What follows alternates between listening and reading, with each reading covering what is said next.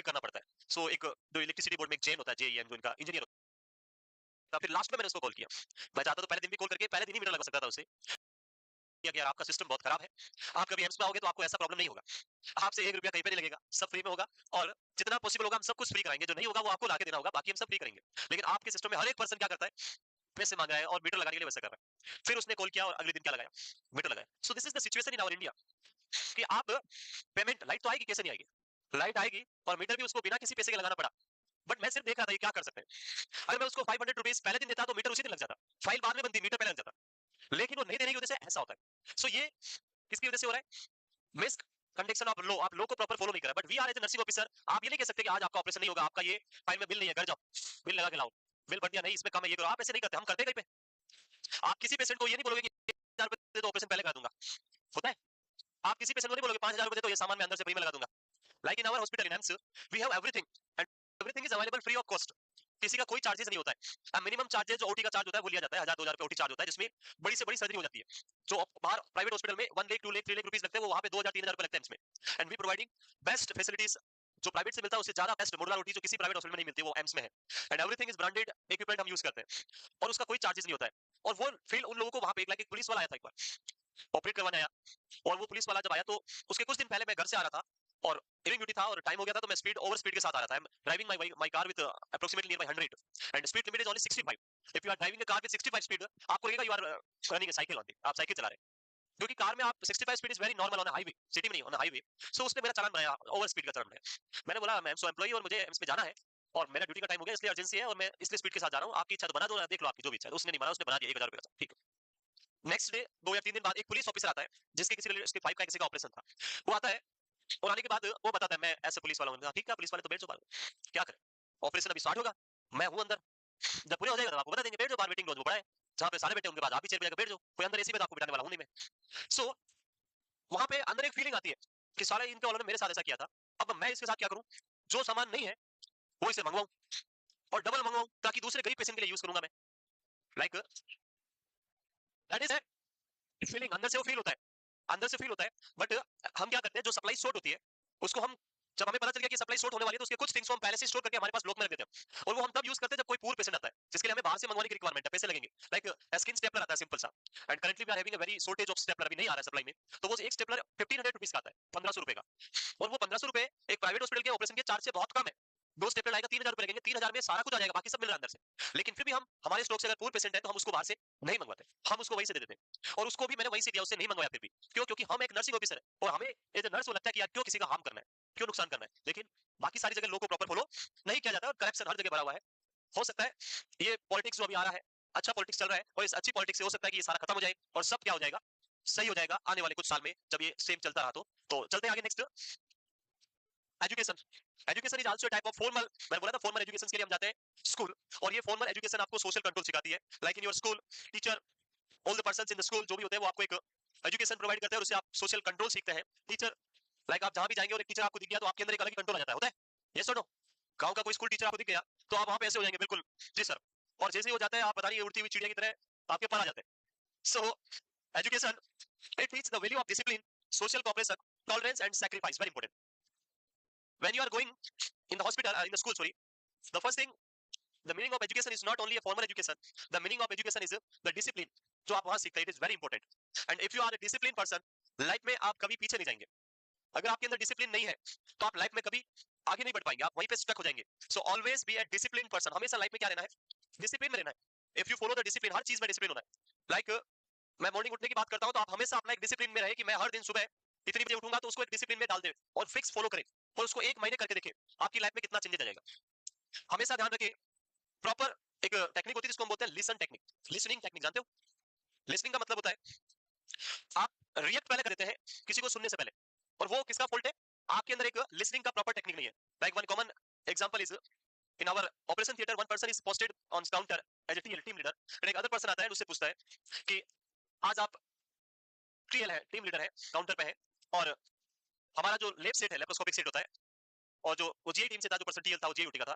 सो उसने left set बोला और वो जीआईओटी का था, ऐसे सुना उसने, तो उसने उसकी बात प्रॉपर सुनने से पहले जो दूसरा टीएल था उसने बोला कि आज हमारी ओटी में तो 2 केस है और हमने ऑलरेडी ओके वालों से एक सीट उधार लिया है, इसलिए हमारा सीट आपको नहीं मिलेगा।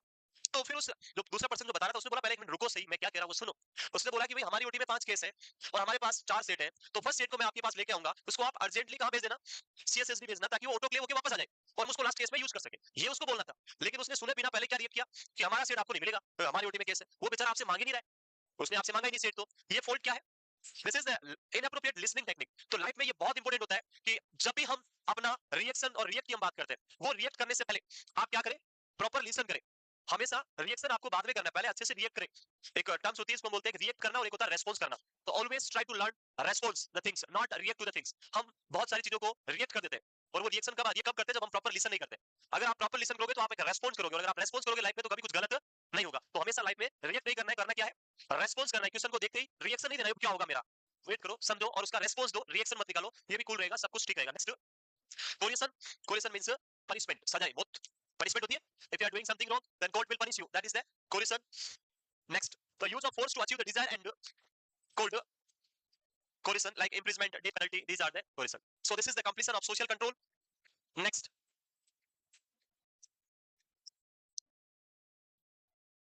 लिख लिया?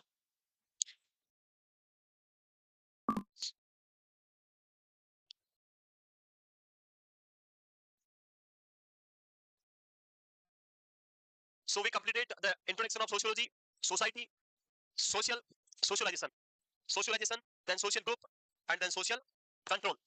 The next one is Mugre. Next, the family. So परिवार, family, जानते? The primary social group, family. So it is an important topic for the exam view as well as the proper understanding of the family. Family को understand करने में भी आपकी help करेगा ये. So we'll discuss about the family definition and the types of families. So what is family? A group of pupils with blood relationship or a face-to-face contact every day. Primary group जहाँ face-to-face contact daily होता है वो किसमें आता है आपका? Family में आता है, मेरी family होता है, जहाँ पे we feeling होती है, we हम है यहाँ पे. Family आते ही हम हो जाते हैं, बाकी I होता है, लेकिन family आते ही we. So family is a group of people living in a household who share common attachments such as mutual caring. होता है नहीं होता है? Automatically caring आ जाती है वहाँ पे. मम्मी आपकी caring कर रही है, उसमें कोई उसका benefit होता है या कुछ आपको देना पड़ता है, पे करना पड़ता है? वहाँ पे म्यूचुअल केयरिंग ऑटोमेटिक है. आपको लग रहा है कि मम्मी के पैर दुखे तो आप बिना बोले आप क्या करते हैं, पैर दबाना स्टार्ट कर देंगे, आपको फील हो जाता है. सो that is the mutual caring in family. Emotional bonding, दर्द आपको हो रहा है, रोना मम्मी को आ रहा है, स्यूडोसाइसिस पड़ा होगा, प्रेग्नेंट वाइफ है, सिम्टम हस्बैंड को आ रहे हैं. So that is an emotional bonding, that is not a pseudocyesis, false pregnancy, और we can say psychological pregnancy, that is the pseudocyesis when a male person having, that is correct. That is a Cowden syndrome. मैं जो बताना चाह रहा हूँ that is the different one. Pseudocyesis means false pregnancy. Sorry, pseudocyesis is the false pregnancy जहाँ पे female pregnant नहीं है लेकिन उसको pregnancy के symptom आ रहे हैं. And Cowden syndrome, that is the condition जहाँ पे male person feel करता है symptoms of pregnancy. Like female is having vomiting, at the same time male is also having vomiting. Female is having labor pain, at the same time male is also feeling the pain. So that is known as the Cowden syndrome. And आपका emotional bonding को indicate करता है वो. Regular interaction, family के साथ हमेशा बात होती है डेली. आप बाहर भी है तो आपका फोन डेली रिंग करेगा, मम्मी या पापा कोई ना कोई आपको डेली कॉल करेंगे, बाकी नंबर को वैसे ब्लॉक रखना है. Yes. And the last one is there is a common goal. Then one goal is आपकी फैमिली उसको आगे बढ़ाना, that is only the goal of our family. So the common goal of family, the our own family should be at the top level. हमेशा अपनी family को ऊपर लेके जाना, वही हमारा कॉमन गोल होता है. Next, family was the first institution in the history of human life. आपकी लाइफ का पहला इंस्टीट्यूट जहां पे आप कुछ सीखते हैं वो क्या है? Family. And mother is the, लिख देंगे, mother first teacher of our life, that is our mother, हमारी अपनी माँ.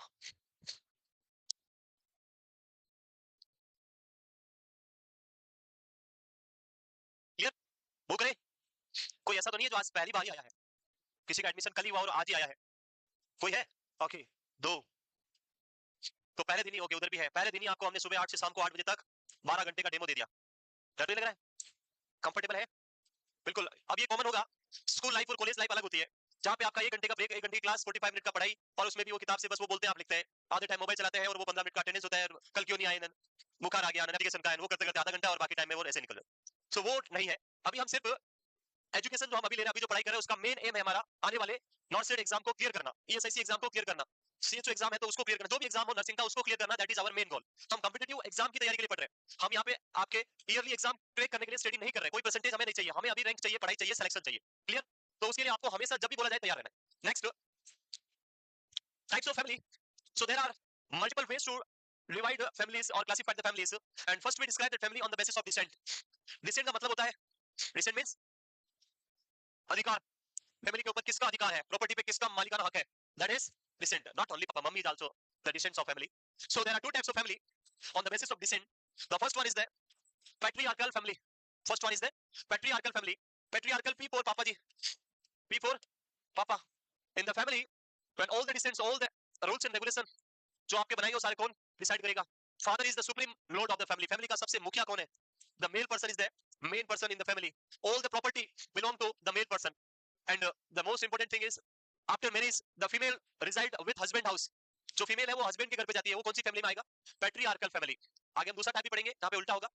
सो in this type of family the male have all the power. सब कुछ पावर किसके हाथ में है? मेल पर्सन के हाथ में. अगर हम बात करें नेम किसका मिलेगा तो मेल का. हम बोलते हैं बेटा किसका है? रामलाल जी का. बेटी किसकी है? रामलाल जी. ऐसे नहीं बोलते हैं तो श्याम या फिर नाम फीमेल का नाम कभी लगाते हैं? लाइक ये तो गीता देवी की बेटी है. आजकल बहुत सारे डिबेट्स बहुत सारे ऐसे हुए और उसकी वजह से लोगों को चेंज किया गया और अब इक्वालिटी है. पहले आपकी मार्कशीट या कहीं पे भी अगर हम बात करें तो मदर नेम से नहीं होता था कहीं पे, लेकिन आजकल ये मस्ट हो गया. अगर हम बात करें आप कहीं भी कुछ भी करेंगे, कोई भी फॉर्म फिल करेंगे तो father as well as mother name must है. And in some cases like कुछ डिवोर्स केसेस ऐसे होते हैं जहां पे जो चाइल्ड है वो मदर के साथ रहते हैं and the child does not like to put the name of father. तो उनको ये भी कोर्ट ने बोला कि आप माँ के नाम के साथ में भी जा सकते हैं, पिताजी का नाम नहीं लिखे तो उनकी चॉइस है, वो भी है. तो इक्वालिटी अब. लेकिन हम बात कर रहे हैं टाइप्स. तो दो टाइप है. वन इज पैट्रियार्कल जहां पे सारा पावर किसके हाथ में है? मेल के पास. Father is the supreme lord of family property. सारी फैमिली की प्रॉपर्टी का मालिक कौन होगा? फादर. और आगे जो ट्रांसफर होगी वो भी सिर्फ मेल को ट्रांसफर होगी. फीमेल जो है वो अपनी प्रॉपर्टी भाई के नाम पे ट्रांसफर कर देगी. गवर्नमेंट ऑफ इंडिया का रूल है when you are dividing property from a father to the next offspring the property will be divided in equal part of all the son and daughter. जो property होती है like अगर total 3 members हैं, बच्चे हैं एक पिताजी के और एक मेल है और 2 फीमेल हैं, तो प्रॉपर्टी के 3 पार्ट्स होंगे and each one has the equal part. 1 part for male, 2 part for female. But हमारा सोशल रूल्स रेगुलेशन ऐसा है कि after dividation from the government of India we donate our property to the male. हम क्या करते हैं? Mail को donate कर देते हैं. और वो मेल को डोनेट करने के बाद मेल पर्सन, सोसाइटी का रूल है ये बोलता है कि अब लाइफ टाइम तक जो मेरी सिस्टर है उसका जो भी रिक्वायरमेंट है वो मैं फुलफिलमेंट करूंगा. लाइक आपने हमारे इधर रूल होता है इसको हम बोलते हैं मायरा. मायरा जानते हो? जहाँ पे सिस्टर को जो भी गोल्ड है या जो कुछ भी देना होता है वो भाई लेके जाता है. उसको क्लोथिंग्स होता है लाइफ टाइम के लिए वो भाई के थ्रू दिया. आजकल अब नहीं रहा है तो कुछ नहीं रहा. आजकल सब अपना सोचते हैं. आजकल तो भाई भाई और भाई बहन भी नहीं रहे, वो भी एक दूसरे को नहीं देखना चाहते. ऐसी सिचुएशन आती है बहुत बार कि दोनों भाई है, दोनों अलग रहते हैं, इधर एक इधर उधर. सामने आ जाए तो गाड़ी चेंज, इधर जाएगा इधर जाएगा, बात तो करना दूर है, सामने फेस टू फेस कांटेक्ट नहीं है, वो अलग कंडीशन है. बट हम क्या पढ़ रहे हैं? थ्योरी. और थ्योरी में ऐसा ही है, वही आपको समझना है. Next, wife after marriage lives in the home of husband. So जो हमारा most common type of form है जिसमें वाइफ शादी के बाद अपने हस्बैंड के घर पे जाएगी, वो हम किसमें पढ़ते हैं? पैट्रियार्कल फैमिली के अंदर. And the next one is children will non with the name of father. बच्चे जो है वो पिताजी के नाम से जाने जाएंगे. So this is known as the patriarchal family. Clear है? ये याद रहेगा, पैट्रियार्कल फैमिली. बिल्कुल मामा के घर जाते तब पूछते हैं मम्मी का नाम. बिल्कुल मामा के घर तो वहां मम्मी होती है. किसका बेटा है? तो सीता देवी का बेटा. अच्छा उनकी बेटी है तो वहां भी हो जाता है. अच्छा सीता देवी. अच्छा उनकी रामलाल जी की बेटी, उनका वहां भी वही आ जाता है. तो बेचारा नाम आता है मम्मी का लेकिन दबाया जाता है सोसाइटी के थ्रू. बट आजकल आपको पहले किसका बेटा है? रामू देवी का हूं मैं. बोलो ही मत पिताजी का नाम. नहीं नहीं मैं तो उनको तो देखा ही नहीं मैंने कभी. वो पता नहीं कहां रहते हैं. वो सुबह जाते हैं शाम को आते हैं, पता नहीं कहां रहते हैं. मैं तो अपनी मम्मी का बेटा हूं. बाकी पता नहीं, बाकी डॉक्यूमेंट में लिखा होगा वहां देख लो आप. नेक्स्ट, यही है. पिताजी तो डॉक्यूमेंटली है, बाकी सारा केयर जो है वो मदर ही करती है. All the care is given by mother only. पिताजी is only the documental. Father सिर्फ डॉक्यूमेंट में है, बाकी सारा केयर तो माता जी कर रही है. Next, matriarchal family. So M for माता जी, पी फॉर पिताजी और एम फॉर माता जी. So when the all descent or all the power is in the mother hands. So basically in our society we have two types of family. One is the patriarchal and one is the matriarchal. And we are saying that in patriarchal family all the power is in the hand of male person. That is only for the showing in the front of society. Society को दिखाने के लिए है. बाकी in reality अंदर से घर तो मम्मी चलाती है. होता नहीं होता है? तिजोरी की चाबी मम्मी के पास, सैलरी आते ही सारे पैसे मम्मी के पास. मम्मी ने कहा दिखा दी तो फिर हस्बैंड बाहर ही निकलेगा. निकलता है. बस बाहर जाने के बाद वो है, हाँ ये हमारे वो है. घर जाने के बाद फैमिली तो कौन चलाएगी? मैट्रियार्कल ही होगी वो तो. सो वो दिखाने के लिए कौन है? डॉक्यूमेंटल पिताजी है, बाकी सारा रोल किसका है? मम्मी का. Matriarchal family. So in this type of family woman is the head of family. यहाँ पे फीमेल के पास सारा पावर होगा. All the property belong to women और the mother. And the properties जब आपकी ट्रांसफर होगी तो all the properties transfer to the female only. Daughter को ही ट्रांसफर होगी, मेल पर्सन को ट्रांसफर नहीं होगी. Because in this type of family the after marriage male person reside with the house of female. जो female का घर होता है उसके घर पे जाके रहता है. इसलिए वो वाले बोल देते हैं आपको प्रॉपर्टी कहाँ मिलेगी? उधर घर जमाई बनो वहां मिलेगी. यहाँ पे तो हमारी बेटियों की हमारे यहाँ रखनी है. घर जमाई समझते हो? जहाँ पे आदमी जाता है वाइफ के घर पे बहू बन के रहता है उसको हम क्या बोलते हैं? घर जमाई. That is the matriarchal family. So बिल्कुल exactly this should be implemented on the male person also. It's like when female coming in our male person family, there is so many restriction. कि घूंघट निकालना ये करना. That all things should be applied on the male person. When male person residing with the house of female, there should have something to cover the mouth, face को cover करके ऐसे झुक के रहे, झाड़ू करे, and everything जो भी equal होना चाहिए. Equality होनी चाहिए नहीं होनी चाहिए. That is the sociology. वही तो पूछना बताना है आपको. Mother is the supreme lord of family.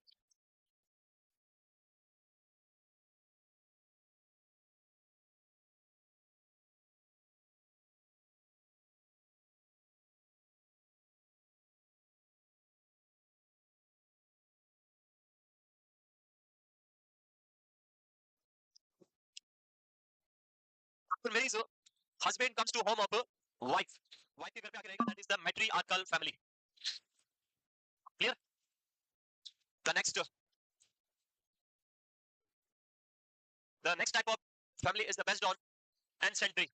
Ancestry का मतलब जो हम हिंदी में बोलते हैं स्वामित्व, यानी जो हमने अभी ऊपर लिखा वो उन्हीं के सब टाइप है. These are the सब type of matriarchal and patriarchal. Property किसको मिलती है उसके बेसिस पे इसका एक और नाम रखा हुआ है. So that is the matrilineal family. Matrilineal means when the property belong to mothers to the daughter. That is known as matrilineal. So the mother is the basis of ancestry. स्वामित्व, property का अधिकार किसके अंदर है? Mother के अंदर है. उसको हम क्या बोलते हैं? matrilineal. और patrilineal यानी when property belong to or the basis of family is the father. So father is the basis of ancestry. पूरा स्वामित्व किसके पास है? फादर के पास है. So these two are the subtype of matriarchal and patriarchal. Matriarchal means the family which is known with the mother name, and patriarchal means the family which is known with the father name. In subtype there is a patriarchal, patrilineal and matrilineal, and एक और type आगे पढ़ेंगे matrilocal and patrilocal.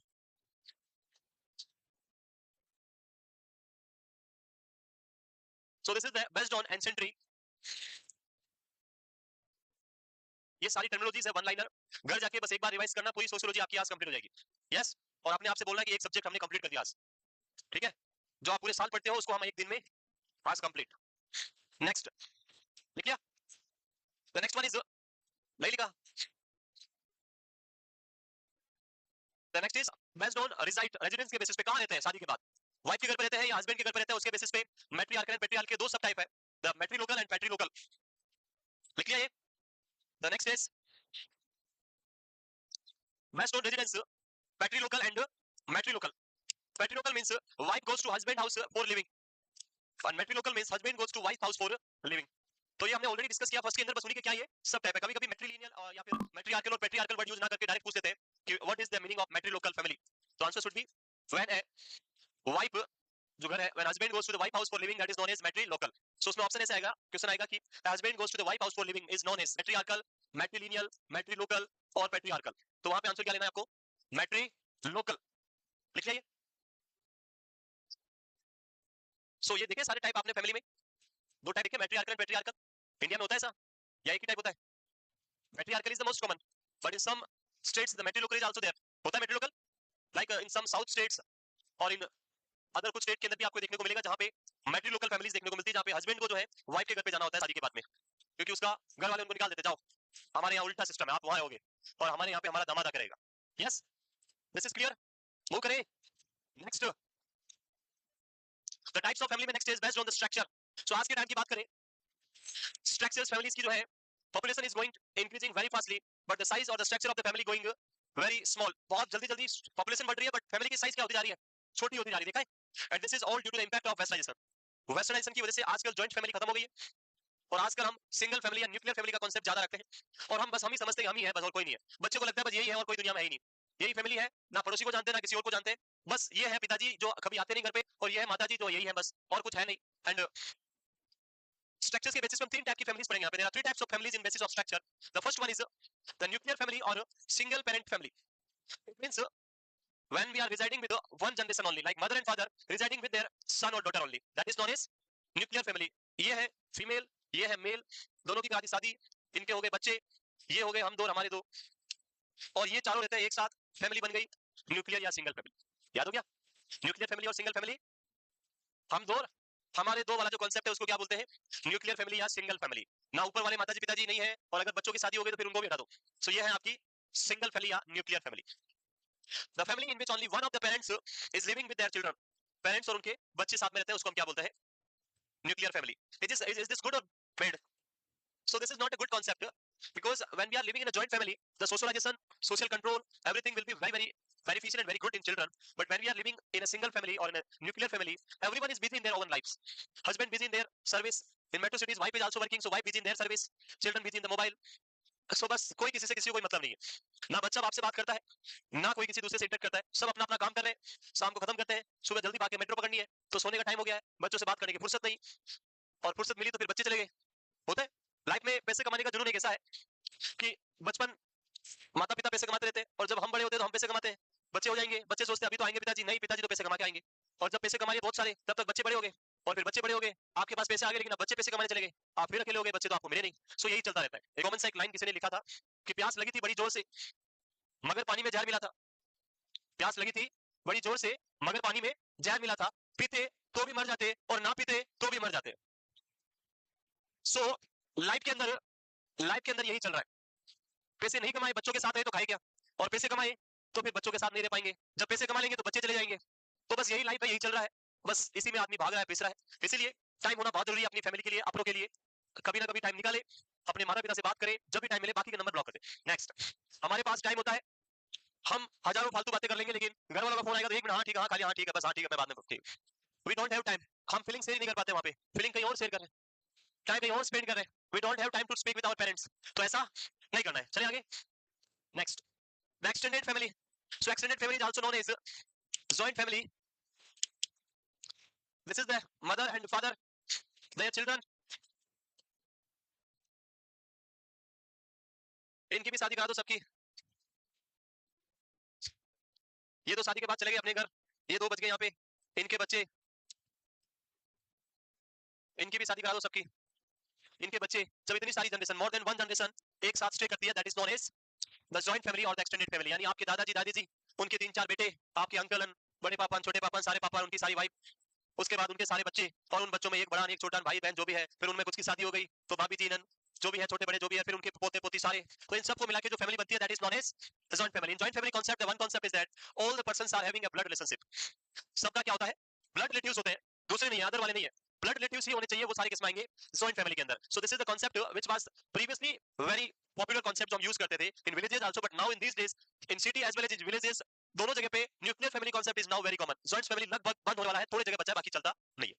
So the nuclear family with close relative like brother, their offspring, grandmother, grandfather live in a household is known as the extended family or the joint family. तो nuclear family के साथ में अपने grand parents और grand mother को रख दो, और उसके साथ में फादर के जो भाई हैं उनको रख दो, उनके बच्चों को रख दो, ये सारा क्या बन गया आपका, joint family. The third type is blended family. Blended जानते हो, ब्लेंडर सुने, सो लिखिए जॉइंट फैमिली और the extended family. with the blender or blended family, there is an incident which was happened with me. So I went to the market with the wife. Wife told me to I need a blender. मुझे एक blender चाहिए और उसके लिए हमें कहाँ चलना है, मार्केट तो हम वैसे ही थे, पर उन्होंने बोला it is additional thing which I required. So मैं ओके चलते हैं। So I went on electrical shop, electricity shop, and asked for a blender. So she started shouting on me, क्या कर रहे हो आप? मैंने बोला ब्लेंडर चाहिए आपको, फ्रेंड हम आ गए यहाँ पे ब्लेंडर लेने। So she told me this is not the blender, I need the blender which is used during makeup, that is something I don't know which is for the purpose, mixing purpose होता है कुछ, I don't know, मुझे नहीं पता था क्या blender होता है। सो आई एम कंप्लीटली शॉक्ड, मैंने कहा कुछ अलग नाम रख लेते हैं उसका, पूरा 1 घंटा वेस्ट करा दिया आने में, और चाहिए था एक 5 रुपए का आइटम, मेरे को बोलते मैं कहीं मिलता वैसे लेके आ जाता। सो that is an incident. So same thing in the blended family, अगली फैमिली भी ऐसी होती है, ब्लेंडर मींस मिक्स करना। सो फैमिली अब मिक्स हो गई है, कैसे होगी देखो, बैटरी बनाता हूं पहले इसका।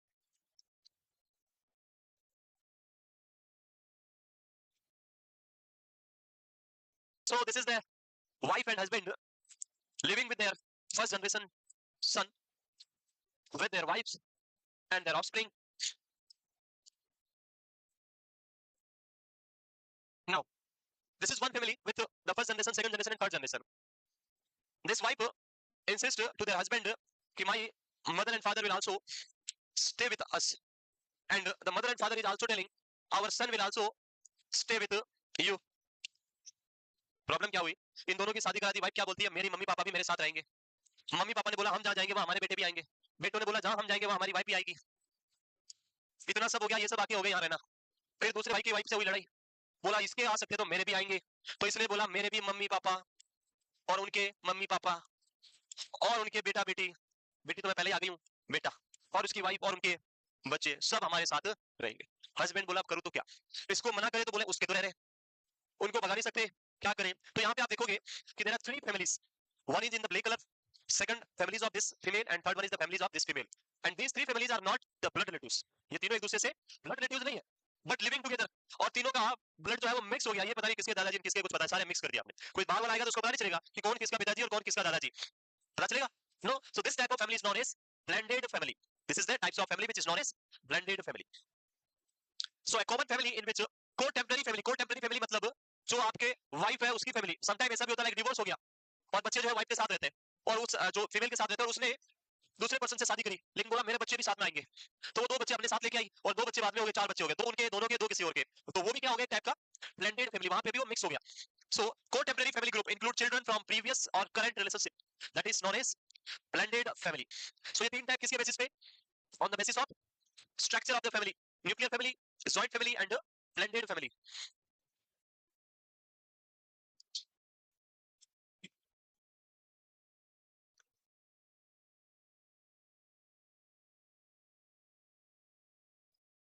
वो करे, लिख लिया। द नेक्स्ट इज, नहीं लिखा, the next one is on the basis of marriage, शादी के बेसिस पे फैमिलीज को हम तीन टाइप से डिवाइड कर सकते हैं।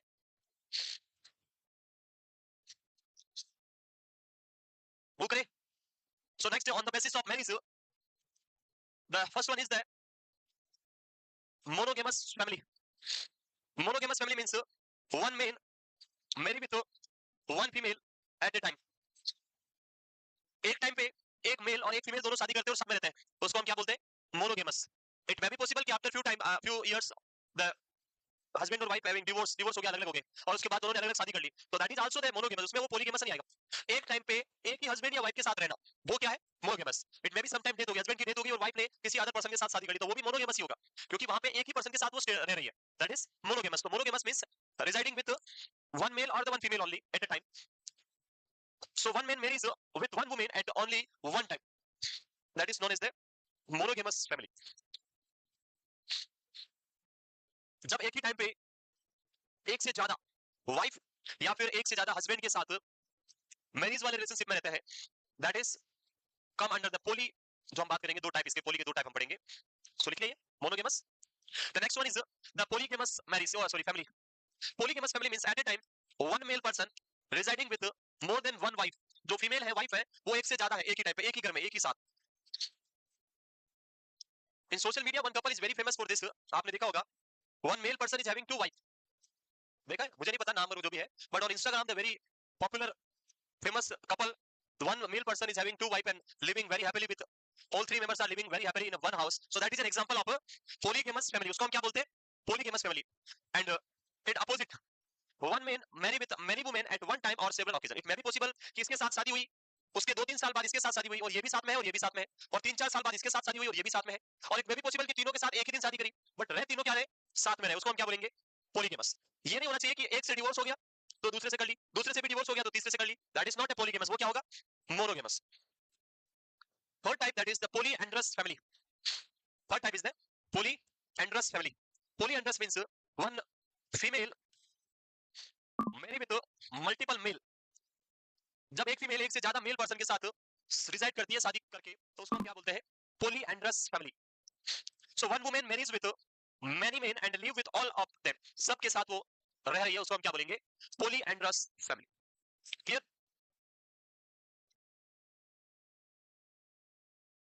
सो मैरिज के बेसिस पे तीन टाइप, तीनों type clear, monogamous, पॉलीगेमस and polyandrous. One liner MCQs exam में पूछ लेते हैं, वो आपको यहाँ पे क्लियर करना है एग्जाम में। नेक्स्ट, देख लिया?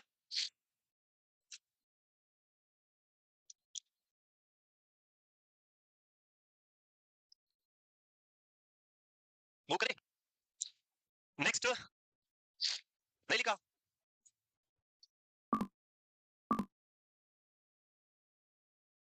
हो गया।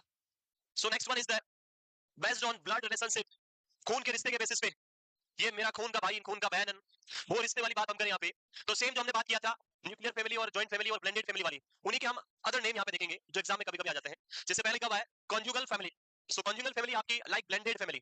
This type of family consists of spouse, their offspring and relative through marriage. जो मैंने ट्री बनाया था, like wife के माता पिता उनके बच्चे उसके सारे आके रह रहे हैं. तो blended family को ही हम क्या बोल सकते हैं अदर वर्ड में? Conjugal family. So it is a type of conjugal family.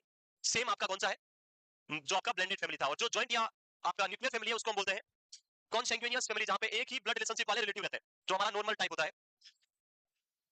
So this type of family consists of blood relative together, like दादा दादी, then उनके बेटे, उनकी वाइफ और उनके बच्चे. ये जो families रहती है उसको हम क्या बोलते हैं? Consanguineous, जो आपका न्यूक्लियर फैमिली और जॉइंट फैमिली होता है. और कॉन्जुगल फैमिली का मतलब आपका blended family. Now I hope कि you understand all the types of family. याद हो गया सभी को? आप अपनी अपनी फैमिलीज पे इसको इंप्लीमेंट करके याद कर सकते हैं. Which type of families you are having, you can remember with that example. Clear? वो करें, लिखना है. तो भाई फैमिली के लिए सबसे इंपॉर्टेंट होता है सोशल परमिशन. यस और नो? और फैमिली के लिए सबसे इंपॉर्टेंट होता है सोशल परमिशन. और सोशल परमिशन के लिए सबसे इंपॉर्टेंट होता है मैरिज, शादी. हाँ, वो भी मैरिज से ही होगा. सो नेक्स्ट हम बात करते हैं, अगले टॉपिक पे चलते हैं. ये हो गया क्या फैमिली खत्म?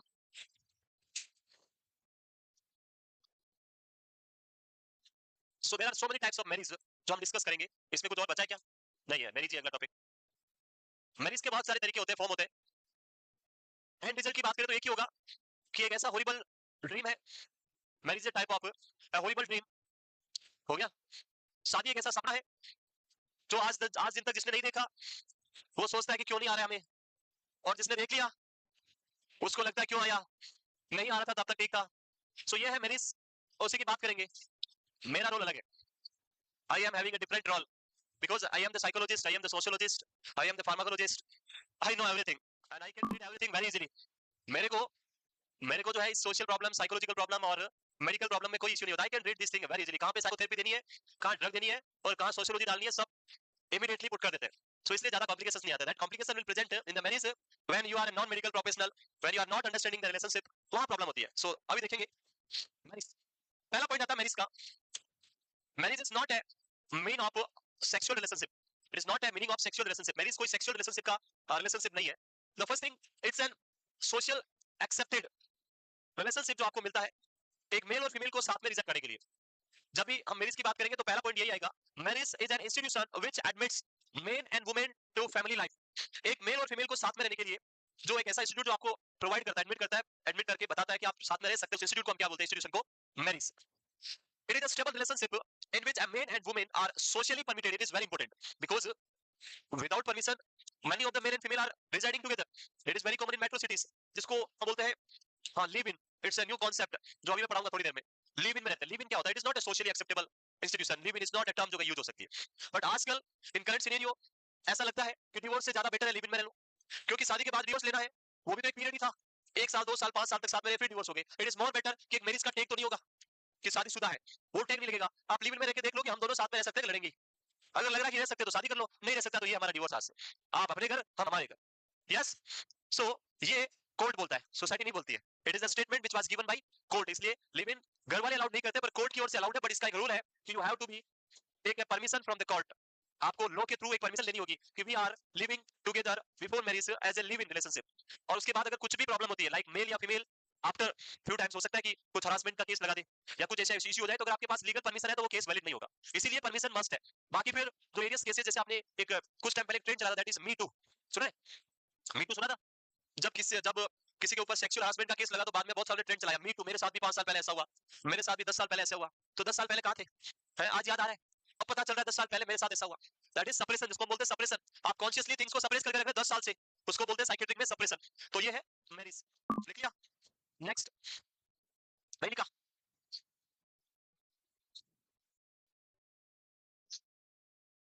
Types of, various types of marriage हम पढ़ेंगे यहाँ पे. लिख लिया? Next, types of marriage. यहाँ पे आप लिखेंगे टॉपिक टाइप्स ऑफ मैरिज. और सबसे पहला type monogamy. Mono means one, gamy means marriage. So one male marry with one female at a time. एक टाइम पे एक ही फीमेल के साथ या एक ही मेल के साथ शादी होती है. That is known as monogamy. This is the most common type of marriage in our country और इन आवर सोसाइटी और इन आवर कम्युनिटी. हमारी कम्युनिटी का सबसे कॉमन टाइप का marriage monogamy. So it is a form of marriage wherein one man marry with one woman at a time.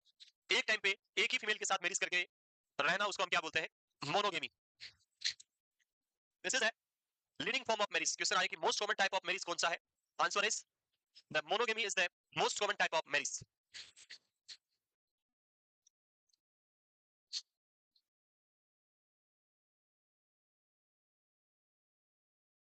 This is clear. In the evening we will start our same topic जो हम पढ़ रहे थे, pharmacology. Already आपको inform मिला होगा information. So will start pharmacology in the evening base में हम क्लास स्टार्ट करेंगे तब. तो आप पहले ही बोला पढ़ के आना था. सो 2 दिन क्लासेस लिए, वो सारा पढ़ के आना है वन बाय वन. पनिशमेंट है आज तो सबके लिए. सुबह से बैठे हो फिर पूरा शाम तक खड़े रहना है. ठीक है? यस.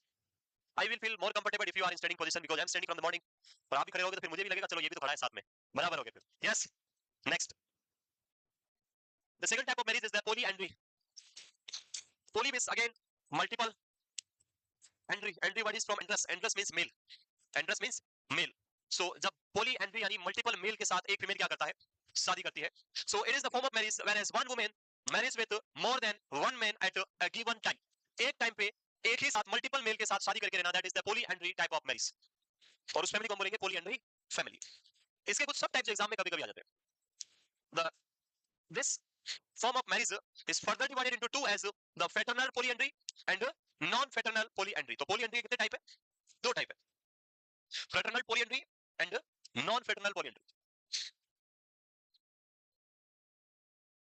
दोनों टाइप को बात करते हैं. What is the fraternal and what is the non-fraternal?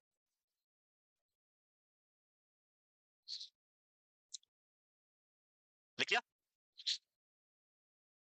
So fraternal and non-fraternal की अगर हम बात करें यहाँ पे, लिख लिया हो तो मैं एक्सप्लेन करूं, क्योंकि आप लोग लिखते हुए रुकोगे नहीं जब तक आपका कंप्लीट नहीं होगा. भाई कुछ भी समझा दे, आप क्या करोगे? जब तक खत्म नहीं होगा तब तक लिखते ही रहोगे. So two types. One is the fraternal polyandry, fraternal, and second one is the non-fraternal polyandry. Fraternal is related to fertility. Word कहां से ले गया? Fertility से. और fertility जानते हो? What is fertility? What is fertility? The female is fertile or non-fertile. अरे वो ओवम का प्रोडक्शन हो रहा है कि नहीं हो रहा है? That is the related to fertility. अगर ओवम प्रोडक्शन हो रहा है तो मतलब fertility प्रेजेंट है, वो मां बन सकती है, fertile हो सकती है. और अगर नहीं हो रहा है तो नहीं बन सकती है. So fertility और non fertility अगर हम बात करें तो जब शादी होती है, लाइक ये फीमेल है और इसने शादी करी 3 मेल पर्सन से, तीनों से शादी करी एक ही फीमेल ने. एंड दिस ऑल 3 पर्संस जो मेल पर्सन है, this all are the real brother. तीनों क्या है? रियल ब्रदर है. That type of marriage is known as the fraternal polyandry marriage. Fraternal polyandry का मतलब क्या होगा? When one woman marry with several male person and all the male person are brothers with blood relationship. बोल चाल के भाई नहीं है, मैं तेरा भाई तू तो मेरा भाई है यार, वो नहीं. जो एक ही मां से बोर्न हुए हैं, दैट इज सगे भाई बिल्कुल. So that is known as the fraternal polyandry. And when a female marry with several male persons and all three are not the real brother, वो भाई नहीं है, वो बोल वाले भाई है, मैं आज से तेरा भाई हूं यार, क्या हो गया साथ में शादी कर लेंगे तो. सो वो वाली बात है कि जो भाई नहीं है, जो रियल ब्रदर सगे ब्रदर नहीं है, अलग अलग फैमिली से बिलोंग करते हैं और उन 3 लोगों से अगर शादी करें तो उसको हम क्या बोलेंगे? Non fraternal polyandry. जैसे हमारे महाभारत का एक एग्जांपल है, द्रौपदी का एग्जांपल है, जहां पे द्रौपदी ने जो 5 पांडव थे, पांचों भाई थे रियल ब्रदर, उनसे शादी करी तो उसको हम क्या एग्जांपल बोलेंगे? That is the fraternal polyandry. और अगर वो भाई नहीं होते सगे तो फिर क्या बोलते हैं? Non fraternal polyandry. तो क्लियर है कॉन्सेप्ट? लिख. सो it is a form of marriage. Okay तो हो गया. Fraternal polyandry, it is a form of marriage whereas one woman marries more than one man at a given time. Those who are related as brother by birth, जन्म से ही भाई है, सगे भाई है, वो आपके क्या होंगे? Fraternal polyandry. अब यहाँ पे जो फैमिली बिलोंग करेगी वो 3 लोगों के नाम से नहीं करेगी. भाई फैमिली तो एक ही, अगर ये पैट्रियार्कल फैमिली है, अगर वाइफ हस्बैंड के घर आके रह रही है तीनों के साथ में, तो वहां पे फैमिली किसके नाम से जानी जाएगी? तो उस कंडीशन में जो सबसे बड़ा भाई होगा, the elder brother, family will be known with the name of elder brother, जो सबसे बड़ा है उसके नाम से जानी जाएगी. The children are treated as the offspring of eldest brother. जो बच्चे होंगे वो भी सबसे बड़े भाई के नाम से जाने जाएंगे, भले वो किसी भी ब्रदर से बोर्न हुए हो, लेकिन नाम किसका होगा? द एल्डेस्ट ब्रदर, जिसके नाम से पूरी फैमिली नॉन होगी.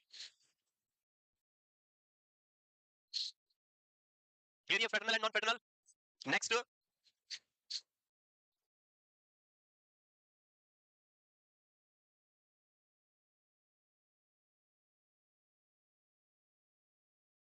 वो करें. Second one is the non fraternal polyandry.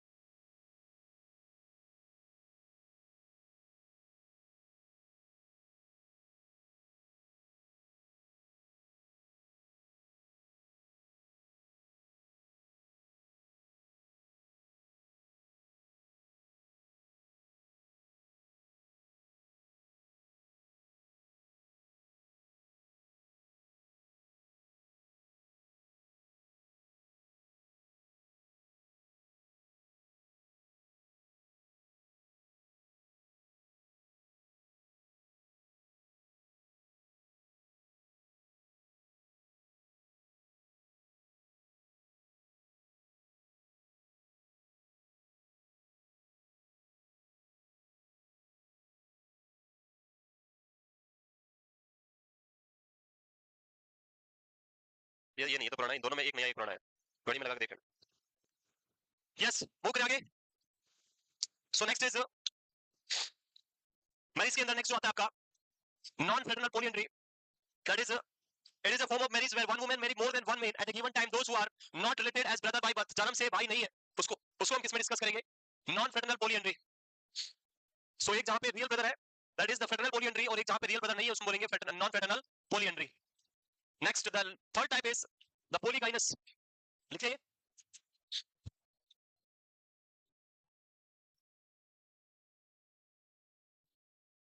Next the types of marriage के अंदर अगला टाइप आपका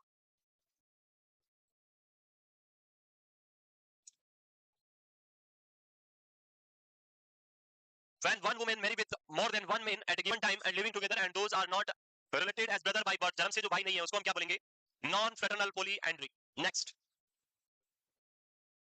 जो बाहर गए थे उनको अपने हिसाब से लिखना है बाद में, we will not stay for them, मैंने बोला ब्रेक नहीं है। सो आप लोग बाहर गए अब लिखना स्टार्ट करें तो that is your fault. Next marriage, next type polygyny. So poly means multiple and gyne means female. When one male person marry with multiple female at a given time, एक टाइम पे बहुत सारी female के साथ mail के साथ रहता है उसको हम क्या बोलेंगे, polygyny marriage. So it is a form of marriage in which one man marries with more than one woman at a given time, एक ही टाइम पे बहुत सारी फीमेल के साथ है ना, that is polygyny. और ये भी यहाँ पे तो होगी Sonal, the marriage again divided into two types, the solar polygyny and non solar polygyny. I think इसका मीनिंग अब आपको क्लियरली समझ आ गया होगा पहले। As like fraternal polyandry, सगे भाई थे, in the solar polygyny the females are real sisters from the birth, जो मेल शादी कर रहा है उस रियल सिस्टर के साथ शादी कर रहा है उसको हम क्या बोलेंगे, सोरल पॉलीगाइनी। और जब मैरिज के अंदर जो फीमेल है वो रियल सिस्टर नहीं है लेकिन एक से ज्यादा फीमेल के साथ मैरिज कर रहा है तो उसको हम बोलेंगे नॉन सोरल पॉलीगाइनी।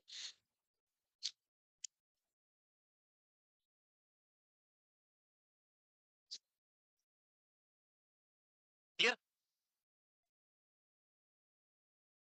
बिल्कुल। नॉन फेटर्नल के अंदर बच्चे किसके नाम से जाने जाएंगे, सो द नॉन फेटर्नल जहां पे जो फीमेल मैरी करेगी फर्स्ट पर्सन से, उसके पर्सन के नाम से जाने जाएंगे ऑल द चिल्ड्रन, जो फर्स्ट मैरिज होगा उसके नाम से होंगे ऑल द चिल्ड्रन।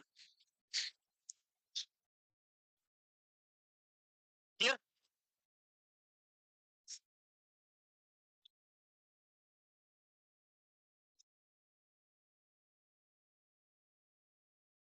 लिख लिया?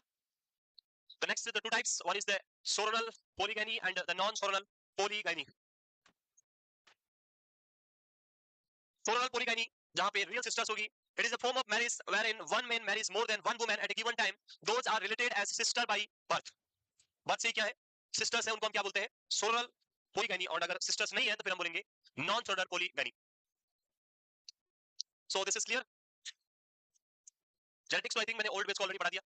Genetics नहीं पढ़ाया, आपको नहीं पढ़ाया, कब ज्वाइन किया था, अक्टूबर, जैन में, ओके, उनको नहीं पढ़ाया, अक्टूबर वालों को पढ़ा दिया already. So after completion of pharmacology फिर हम स्टार्ट करेंगे जेनेटिक्स। ये जो अजीब अजीब से नाम होते हैं वो सारे मैं ही पढ़ाता हूँ, जेनेटिक्स, सोशियोलॉजी, माइक्रो नहीं, माइक्रो तो अच्छा है, फार्मा भी अच्छा है, और क्या है, जो भी आपके छोटे छोटे सब्जेक्ट होते हैं वो सारे मैं ही पढ़ाऊंगा। छोटे नहीं है, है? इंटीग्रोमेट्री वो तो पूरा सिस्टम है, वो तो एग्जाम का सबसे इंपॉर्टेंट टॉपिक है, बहुत क्वेश्चन आते हैं इंटीग्रोमेट्री से हर एग्जाम में। हाँ वो भी पढ़ाएंगे, पढ़ा तो दिया भी। नेक्स्ट मूव करें। So next non sororal polygyny, sorry polyandry, तो पॉलीगैनी पढ़ रहे हैं, हाँ पॉलीगैनी। यहाँ पे फीमेल जो है वो सिस्टर नहीं होंगे। So it is a form of marriage wherein one man marry more than one woman at a given time, those are not related as sister by birth. जो जन्म से सिस्टर नहीं होती है उनको हम क्या बोलते हैं, नॉन सोलर पॉलीगैनी।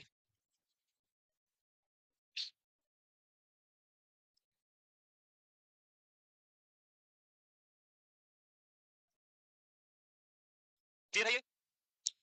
इसके बाद जो हमारा मॉर्निंग क्लास होगा, मेरा क्लास, वो फार्माकोलॉजी का होगा, जहां से हम पढ़ रहे हैं वहीं से कंटिन्यू करेंगे। यस, कल तक दे, नो सर, है, मैं नहीं आऊंगा तो अली सर आ जाएंगे, और अली सर की ट्रेन चलेगी फिर तो फिर आप नो भी नहीं बोल पाओगे वहां पे। यस, नेक्स्ट, अभी डिसाइड नहीं, अभी बात करेंगे, हमें बात करना पड़ता है, वी आर गवर्नमेंट एम्प्लॉई, छुट्टी का देखना पड़ता है, tomorrow is the Monday, many things are there. लिख लिया? बट क्लासेस तो कंडक्ट करनी होगी, जो मैंने आपको अभी पूरा सीनियर बताया उसके लिए, आप चाहते हो कि नहीं हो जाए तो करनी ही पड़ेगी, और हम आपका बेनिफिट देख रहे हैं, it is not our benefit, it is totally loss of my self, मेरा तो लॉस हो रहा है, पता है आपको। बट आप लोगों का जो इश्यू है सर, इस बार नॉर्थ स्टेट से पहले हम पूरा कर ले, तो बिल्कुल हम इस बार ठान के बैठ गए कि हम पूरा दोनों बैच, ऑनलाइन वालों का भी 25 से जो स्टार्ट हुआ बैच उनका भी पूरा होगा सितंबर से पहले, और आपका भी सितंबर से पहले हम कंप्लीट कर देंगे। नेक्स्ट, और आज आपका पहला सब्जेक्ट कंप्लीट हो जाएगा इस नए बैच का। सो चलो जी, मैरिज फार्मा भी हो जाएगा, डोंट वरी, बहुत जल्दी फार्मा कंप्लीट कर दूंगा मैं with all the concept. So the next marriage is, now we have very important types of marriage. So ये आजकल की marriage आ गई है. The first one is the compensate marriage. Compensate marriage क्या होती है? Compensate marriage compensation के लिए marriage करते हैं पैसों के लिए, ऐसा है? So it is a type of marriage. In this type of marriage, two person on the understanding that as long as there are no children. एक ऐसी marriage है जहाँ पे दोनों ही compensate कर रहे हैं और ये मान रहे हैं हम दोनों की अपनी understanding है कि हम दोनों तब तक रहेंगे जब तक बच्चे नहीं है, बच्चे हो गए उसके बाद अलग अलग, और ये हम दोनों की पहले से क्या है, म्यूचुअल अंडरस्टैंडिंग है, बड़ी स्टाम्प पे लिखवा लो। बच्चे किसके पास रहेंगे वो बाद में डिसाइड करेंगे, लेकिन पहले क्या हो रहा है, कंपनसेट मैरिज हम कर रहे हैं जिसमें भाई बच्चे जो है होने के बाद हम दोनों क्या हो जाएंगे, अलग अलग हो जाएंगे। This is known as compensation, होता है कि भाई ये हो गया इसलिए आपको इतना करना पड़ेगा। यहाँ पे ऐसा है कि भाई हमारे भी बच्चे हो गए तो उसके बाद हम क्या हो जाएंगे, अलग अलग, इसको हम क्या बोलेंगे, compensate marriage. The marriage may be dissolved simply by mutual consent, बाद में आप दोनों म्यूचुअल कंसेंट के साथ खत्म कर देंगे, आज से हम दोनों अपने अपने कर, क्योंकि हमारी पहले शर्त थी कि भाई शादी के बाद, बच्चे के बाद हम दोनों साथ में रह रहे। So some time it may be possible कि they are living together but not as a socially, जो मैरिज है सोसाइटी में जो मैरिज होता है वैसे नहीं रह रहे, मैरिज करके नहीं रह रहे, विदाउट मैरिज भी साथ में रह रहे, और जब तक उनका चलता है उसका एक अगला टाइप है जो मैं भी पढ़ाऊंगा, नेक्स्ट जो सेकंड टाइप है। तो ये कंपनसेट मैरिज क्लियर, यहाँ पे जब तक बच्चे नहीं है तब तक साथ में, बच्चे होने के बाद अलग अलग, और कोई लड़ाई नहीं, कोई प्रॉब्लम नहीं, कोई प्रॉपर्टी में हिस्सा नहीं बाद में, कुछ नहीं, क्योंकि दोनों का पहले से क्या था, म्यूचुअल अंडरस्टैंडिंग कंसेंट था कि भाई बाद में हम अलग हो जाएंगे, कोई प्रॉब्लम नहीं। क्लियर? हाँ, it is a legal form of marriage and it is very common in foreign, जो कंट्रीज होती है वहां पे it is very common. In foreign it is a rule, आप जब तक खुश हैं तब तक साथ रहे, जब आपको लगे कि हम खुश नहीं है आप अलग हो जाए, अलग अलग मैरिज कर सकते हैं। It is legal in foreign countries and it is legal by our law also but not legal by the society. इसलिए आप ऐसे सपने ना देखें जो टूट जाए बाद में। चले आगे, मैंने पहले ही बोला है, अरे ये भी बहुत टाइम लगेगा, है बंद करना है वो, क्या बोल रहा है वो, तो मैंने सेल के लिए बोला था, सेल आने के लिए, माइक बंद हो गया था इसलिए, अभी हो गया, दाऊ लेके आ गया, अभी तो 1.5 घंटा लगेगा। हाँ, next, the next form of marriage is N the experimental marriage. ये है आपकी जो आप लिव इन के नाम से जानते हैं, लेकिन अकॉर्डिंग टू लिटरेचर और according to the law this marriage is not experimental marriage. We are going for an experiment that if we are in marriage life, तो हमारा लाइफ कैसा होगा, हम एक्सपेरिमेंट कर रहे हैं, और एक्सपेरिमेंट में अगर हम सक्सेसफुल रहे, we are successful in this experiment, then we will go for marriage, and if we are failed then मतलब खत्म अपना अपना। So that is the experimental marriage. So in this form of marriage, a man and woman may be allowed to lead marital life temporarily in order to find out if they can settle down permanently in matrimonial relationship. आप शादी के relationship में, marital relationship में क्या हम permanently रह सकते हैं लाइफ टाइम के लिए? यस, तो शादी कर लेंगे, नहीं तो ये टेम्पररी कंटेंट जो है वो यहीं पे खत्म। This type of marriage is known as experimental marriage, but for this you have to be take a legal consent from your local court और लॉ, आपके लॉ से कोर्ट से इसका लीगल आपके पास कंसेंट होना चाहिए, तभी आप अलाउड है। अगर आप उसके बिना रह रहे हैं तो वो इलीगल है और आपके ऊपर कानूनी कार्रवाई हो सकती है। If they found that they have well matched personality, they may enter into permanent marriage relationship, otherwise depart from each other. एक दूसरे से डिपार्ट करके सेपरेट हो जाएंगे। This type of marriage is known as the experimental marriage.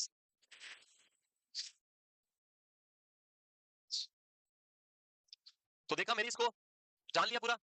अब हम बात करते हैं सोसाइटी की। सोसाइटी में भी मैरिज होती है अलग अलग टाइप की, वो भी इंपॉर्टेंट है, जो हमने ऑलरेडी पढ़ लिया पहले। एंडोगेमी,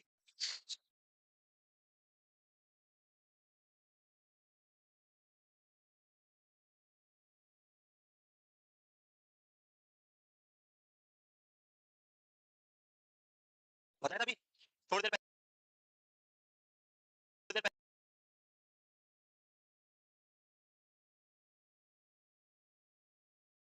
पहले, तो उसकी भी बात कर लेते हैं।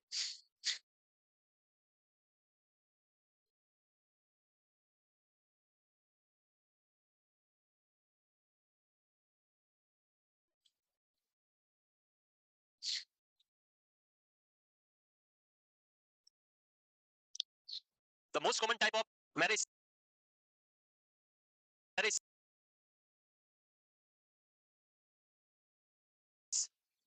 the monogamy, which is the best one. Monogamy form of marriage, that is the best form of marriage and most common type of marriage in our country.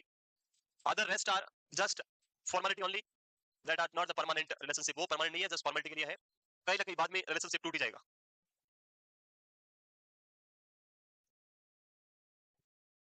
Okay, the next one is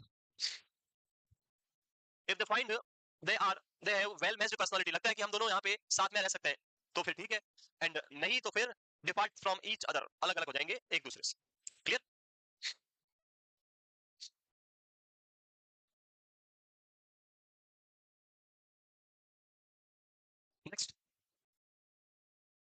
before moving on the poverty जो दो term मैं बोल रहा था वो तो आपको पहले भी पढ़ा दिया मैंने, endogamy and exogamy. Endogamy and exogamy. Endogamy means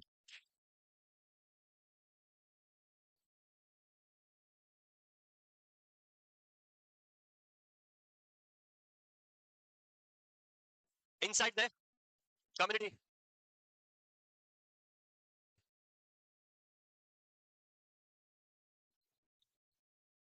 अपनी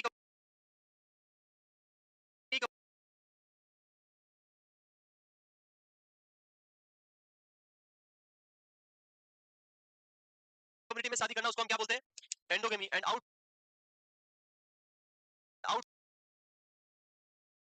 outside the community marriage, and outside the community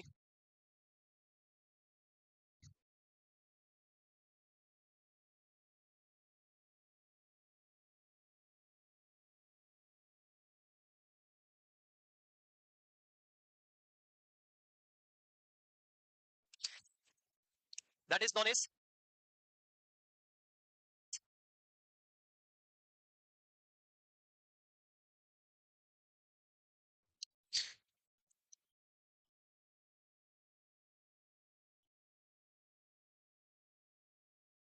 exogamy. So there are two types of marriage in community, outside and inside. If you are married with a female who is belong to your own community, that is known as endogamy. And if you are belong to marriage with a female or male which is belong to outside your community, that is known as exogamy types of marriage. Clear? Next, poverty. It's a very big social problem, specifically in India. Poverty, गरीबी, जानते हो, जिसके ऊपर सारे जो हमारे politicians है वो गेम खेलते हैं, वोट मांगते हैं, प्ले करते हैं। देखा है, चुनाव का एक ही मुद्दा होता है, गरीबों को 1 लाख रुपए दे देंगे, गरीबों को 10 लाख रुपए दे देंगे, गरीबों को 10 किलो दे देंगे, 5 किलो दे देंगे, पता नहीं क्या क्या दे देंगे। अरे गरीबों को क्यों देना है, उनको नहीं चाहिए, वो कोई आपका पॉकेट में खाने के लिए नहीं है। बस आप लेना बंद कर दो, जो लेने वाली बात, जो देने वाली बातें कर रहे हैं उनको बोलो आप खाना बंद कर दो। जिस दिन आप खाना बंद कर दोगे उस दिन गरीबों को वैसे ही मिलना स्टार्ट हो जाएगा।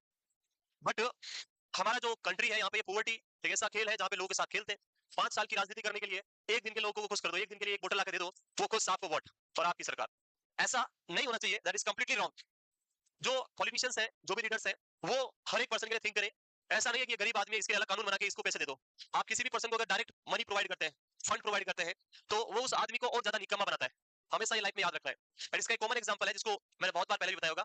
एक टर्म आती है जिसको हम बोलते हैं अनएम्प्लॉयमेंट, हिंदी में बोलते हैं बेरोजगारी भत्ता। सुने, जिनके पास नौकरी नहीं है उनको गवर्नमेंट कुछ मनी देती है एवरी मंथ, पता कितने आते हैं, 1500 जो भी आते हैं।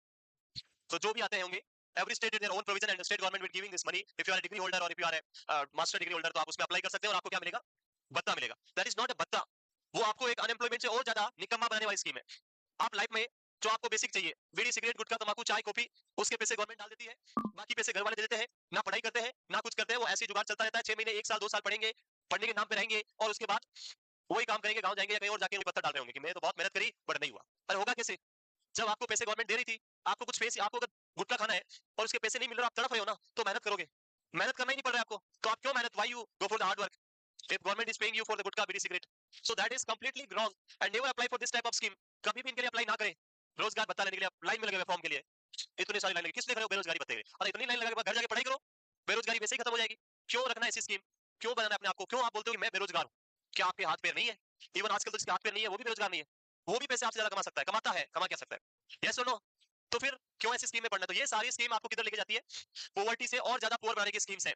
एंड इनमें कभी नहीं फंसना है। गवर्नमेंट बाद में बोलेगी कि हमने इतने लोगों को अनएम्प्लॉयमेंट के लिए पैसे दिए, क्या दिया, लाखों करोड़ रुपए दे दिए, जो आज आदमी करोड़पति बन गया और वो बिजनेस कर रहा है मजे से।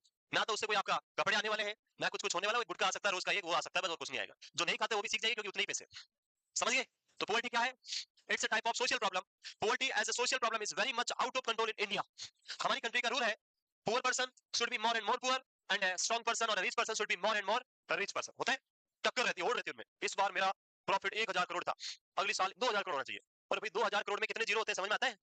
पता है हम तो बोल लेते हैं 2000 करोड़ रुपए बस, पर वो कितने जीरो आते हैं? लाइक एक कंपनी जो है वो दिखाती है कि in this year our turnover is 1500 crore rupees, and उसके बाद कुछ टाइम बाद उनका बजट वो वापस आता है, बजट वो दिखाते हैं in this year we have a financial loss of 2500 crore rupees. So if you are having a turnover, turnover का मतलब इन एंड आउट जो होता है उसको बोलते हैं टर्नओवर। जब आपका टर्नओवर ही 1500 करोड़ था, then how you will have a loss of 2500 crore? ऐसा क्या किया गया, बैठ के बस खाए थे? है कुछ काम किया ही नहीं किसी ने। 1000 करोड़ जो नॉर्मल टर्नओवर है उससे भी ज्यादा आपका क्या लॉस है, वो सिर्फ दिखाने के लिए है। अगर ऐसा होता तो कंपनी कैसे चल रही है अभी भी? How the company is running still? Company तो दिवाली होके बाहर हो जानी चाहिए, इंडिया से भाग जाना चाहिए लोग। दिवाली होने के बाद भाग जाते हैं, सारे पैसे लेके भाग जाते हैं। हम लोग गरीब होते हैं, बैंक में जमा कराते हैं 500 रुपए 1000 रुपए, और वो बैंक वाले लोन देते हैं रिच पर्सन को, वो लेके भाग जाता है। होता है। हाँ, Vijay Mallya is an example. वहां पे वो ऐश कर रहा है, करोड़पति वहां पे, और यहाँ पे दिवालिया घोषित कर दिया, बैंक वालों ने बोल दिया दिवालिया हो गया, बस अब दिवालिया हो गया तो उसका लोन सारा माफ। एक किसान अगर पैसे नहीं है तो उसको बेचारे को उसकी जमीन हड़प लेंगे, उसका पता नहीं क्या कर लेंगे। वो दिवालिया घोषित नहीं होगा, वो तो जमीन है उसके पास, हड़प लो इसके साथ। वो दिवालिया हो गया क्योंकि वो भाग गया। किसान भाग भी नहीं सकता है बेचारा, कहां भाग के जाए? तो this is the situation in our country and should be equality जो है बहुत मस्ट है। Next, what is the meaning of poverty? The simple is, जब आप अपनी बेसिक नीड जो है उससे मीट नहीं कर पा रहे, it means the condition of an individual in which he is unable to meet out his basic needs. जो आपकी बेसिक नीड, क्वेश्चन आता है, which of the following are the basic need of a human being? क्या है बेसिक नीड? In simple word, रोटी कपड़ा मकान, the food shelters and cloth जो है, that is the basic need of a घर। आपका आपके कपड़े और आपका खाने के लिए जो जुगाड़ है वो होना चाहिए, that is the basic need of human being. And when a person is not able to meet this basic need, अगर वो ये भी नहीं कर पा रहा है, रोड साइड पे सो रहा है, एक टाइम खाना खा रहा है, दूसरी टाइम खाना नहीं खा पा रहा है, कपड़े प्रॉपर नहीं है, तो वो किसके अंदर आएगा? It's come under the poor person. But in our country, a person who is having many of the properties, many of the monies, and still he is under the BPL, he is having a BPL card। देखा है, बहुत करोड़पति होते हैं उनके पास BPL card होता है। What is BPL card? You know, that is the below poverty line card. एक होता है नॉर्मल कार्ड और एक होता है BPL card. So BPL card is जो बनता है, it is not on the basis of poverty, it is basis on the money. Who is giving more money, that person will be under the BPL, because BPL person is having so many benefit from the government. तो आपके पास इतने पैसे, लेकिन आप किसमें आते हैं? BPL में। Before few years government of Rajasthan and government of India announce किया था एक scheme, that if you are belong to a BPL person, on your front of your name plate जो आपका होता है उसके जस्ट ऊपर लिखा जाएगा पूरा डिटेल में, हाउस नंबर, बीपीएल परिवार, मुखिया का नाम सारा लिखा जाएगा, उसके ऊपर लिखेंगे बीपीएल परिवार, गरीब परिवार है ये। सो अगर कोई बड़ा पर्सन जिसके पास बहुत बड़ा बंगला हाउस है, उसके घर के बाहर ऐसे लिख देंगे बीपीएल परिवार, हाउस ये और ये ठिकाना इनका ये पर्सन क्या है, गरीब आदमी है, तो कैसा लगेगा? उसके बाद बहुत सारा चेंजेस हुआ, लोगों ने अपने कार्ड बंद करवाए कि हम बीपीएल में नहीं आते, हम गरीब नहीं है। ऐसा लिखोगे तो प्रॉब्लम हो जाएगी हमारे लिए। नेक्स्ट, एक और क्वेश्चन आता है कि पॉवर्टी कैसे होती है? What is poverty? तो एक मूवी है जिसका नाम था, दैट इज आमदनी अठन्नी और खर्चा रुपया, that is the definition of poverty. If you are having earning, if you are earning 100 rupees and you are expensing 200 rupees or 1000 rupees, then you are a poor person। आप किसमें आएंगे? poor person में। and now in this situation, in this scenario, most of the person are coming under this poverty line, and the biggest reason is the credit। credit समझते हो? credit जानते हो? credit का मतलब होता है you have the money in your account or in your card, आप उसको खर्च करें, पे बाद में करें। जब आप गवर्नमेंट एम्प्लॉय बन जाएंगे और आप ज्वाइन कर लेंगे तो आपको रोज फोन आएंगे कि आप हमारे बीओबी के free life time free credit card के लिए एलिजिबल है, आप 5 लाख का क्रेडिट कार्ड आपको मिलेगा, आप 3 लाख के क्रेडिट कार्ड के लिए एलिजिबल है। आप बहुत खुश होंगे, क्रेडिट कार्ड मिल रहा है मेरे को, देखो मेरी रेपुटेशन। वो क्रेडिट कार्ड कुछ नहीं होता है। अगर आपका क्रेडिट कार्ड 1 लाख लिमिट के साथ है तो आप जाएंगे मार्केट, आपकी सैलरी तो आती है 50 70 हजार रुपए, लिमिट कितनी है? 1 लाख रुपए की लिमिट। आप सोचेंगे ले लो अभी तो जो है ले लो, 1 महीने बाद भरना है, भर देंगे बाद में जब सैलरी आती है तो पता चलता है सैलरी तो 70 ही आई, 70 में से कुछ खर्चे के लिए चाहिए, अब क्या करें? तो 50 भर दो, 50 की ईएमआई करा दो, फिर वो ईएमआई होगी साल भर की, हर महीने वो किस्त कट रही है, फिर अगले महीने 1 लाख की लिमिट वापस भर लो, और लाइफ टाइम तक वो ईएमआई चलती रहती है। आज के टाइम पे आप देखेंगे हर एक पर्सन के पास व्हीकल है, every person is having a four wheeler, जो पहले इतना नहीं था। Why? Because company is providing very easily loan to you, and with the loan you are buying vehicle. हर एक पर्सन गाड़ी खरीद के रख रहा है। एक गाड़ी थी, उसके पीछे लिखा हुआ था कि ये हम लिखते हैं ऊपर वाले की मेहरबानी, माँ की कृपा आनंद, तो उसमें उसने लिखा था बैंक लोन की मेहरबानी, भरते रहो किस्तें और पूरी तरह लेते रहो मजे से, उसने डायलॉग लिखा हुआ था। तो भाई किस्तों से मौज हो रही है और क्या हो रहा है? हर महीने किस्त भरो, वो पूरे महीने काम करता है, उसको किस्त में भर देता है, बाकी गाड़ी में घूमता है। तो that is not a reality, वो आपको पॉवर्टी की ओर लेके जा रहा है। If you are taking a loan of 1 crore rupees, you have to pay approximately 3 crore rupees to the bank. अगर आप 1 करोड़ का लोन लेते हैं तो आपको 3 करोड़ रुपए भरने पड़ेंगे बैंक वालों को, वापस देंगे तब। आपको वो नहीं दिखता, आपको कितने किस्त आएगी? 50,000 आई, ठीक है मेरी 70,000 सैलरी ले लो, दे दो तुम तो 1 करोड़ लो। अरे वो बाद में कितना नुकसान करेगा और आप क्या बन जाएंगे? और हम दिखा भी नहीं सकते क्योंकि 70,000 रुपए आते हैं, घर वालों को लगता है एक महीने में 70,000, गांव वाले जोड़ते 12 7 84 8,40,000 एक साल में। फिर पता चलता है उधर लोन वाले ले गए एक आधे पूरे के पूरे, तो अभी भी माइनस में चल रहे हैं, घर वालों से मांग रहे थोड़े दे दो, थोड़े और दे दो। Next, so it is that condition in which a person either because of इनएडिक्वेट income, या तो आपकी इनकम प्रॉपर नहीं है, इनएडिक्वेट है, और अनवाइज एक्सपेंडिचर, आपके खर्चे इतने ज्यादा है, कमाई तो बहुत कम है, you having very less earning source and you are having so much expenses, that is known as the poverty. उसको हम क्या बोलते हैं? पॉवर्टी। क्लियर? पॉवर्टी मूव करें। So it is always remember your expenses should be under the limited। आप अपना सोच के रखें कि मैं इतना करता हूं तो मेरा इतना एक्सपेंसेस होना चाहिए, उससे आउट आपको नहीं जाना चाहिए, नहीं तो बाद में बहुत प्रॉब्लम्स होती है। ये सारी चीजें आप फाइनेंशियल जो हम बात करते हैं, ये सारी चीजें आपको अंडरस्टैंड होगा जब आप एक नर्सिंग ऑफिसर बन जाएंगे या कमाई करना स्टार्ट कर देंगे, तब आपको ये चीजें समझना आने लग जाएगी और इधर लाइनें बनना स्टार्ट हो जाएगी। ईएमआई डेट 10, अब अकाउंट में पैसे ईएमआई से कम, क्या करें? फिर इधर उधर से लोन ले लो, ये ले लो, फिर उसकी ईएमआई और जुड़वा लो। तो यही चलता रहता है लाइफ में। तो आप अपने डिसीजन जब भी ले तो उसके हिसाब से लेना होता है, कभी भी आपके एक्सपेंडिचर कभी भी आपकी इनकम से ज्यादा नहीं होना चाहिए। वो करें आगे। Next, types of poverty. So there are 2 types of poverty. एक होती है जिसको हम बोलते हैं absolute poverty, and the second one is the relative poverty. Absolute poverty का मींस है the person who is not able to meet basic life of basic need of the life. जिसके पास खाने के लिए पैसे नहीं है, रोटी कपड़ा मकान नहीं है, वो क्या है? रियल पुअर है। जिसको हम क्या बोलते हैं absolute poverty. And one more example that is real relative poverty. Like you are comparing with someone else in your society. इसके पास ये वाली गाड़ी है, मेरे पास तो अल्टो है, मतलब मैं क्या हूं इससे गरीब आदमी. आपको क्या लगता है? You are a poor person compared to that person. So that is not the poverty. You are also in a vehicle. You are also driving a car that may be Alto, maybe 800 or maybe a Fortuner. Whatever car you are driving, but you are driving a car means you are meeting your basic needs. आप अपनी basic need को क्या कर रहे हैं? पूरा कर रहे हैं. Means you are not a real poor person, but in comparison you are feeling that I am poor of that person. मैं उससे poor हूँ और हम इसी में मर जाते हैं. उससे आगे कैसे बढ़ना है? उससे ऊपर कैसे जाऊं? यही सोचते रहेंगे और इसी में रह जाएंगे. सो दो टाइप की poverty क्लियर है. एक होता है जिसमें रियल में poor है और एक में लगता है कि मैं उससे poor, मैं तो गरीब नहीं हूं पर उससे तो गरीब हूं ना. होता है नहीं होता है? Next. So relative poverty is that in which the individual is relatively poor comparing some other member of the society who are relatively rich. So अपने आप को compare करना बंद करें. Never compare with others. Always satisfied with yourself and always happy with your income. Whatever things you are having, उसके साथ क्या रहे? खुश रहे. That is more important. When we started comparing with others in our life, happiness will completely destroyed, departed from our life. Happiness will departed from our life. हमारी life में फिर दुख ही दुख स्टार्ट हो जाएगा जब आप कंपेयर करना स्टार्ट कर देंगे. तो इसीलिए कंपैरिजन नहीं करना है. उससे ज्यादा लाना नहीं, उससे ज्यादा नहीं, अपना बेस्ट लाना है. बस ये सोचो. मैं अपने लिए क्या बेस्ट कर सकता हूं वो सोचे. उसका क्या होगा उसका वो जाने, हमें क्या लेना है उससे. And the second one is the absolute poverty means that in which the individual is unable to maintain a minimum decent standard of the living for himself or her his dependent. So जब आप अपनी life में basic need को पूरा नहीं कर पाते हैं, जब आप बेसिक थिंग्स भी आप मेंटेन नहीं कर पाते तो उसको हम क्या बोलेंगे? The absolute poverty.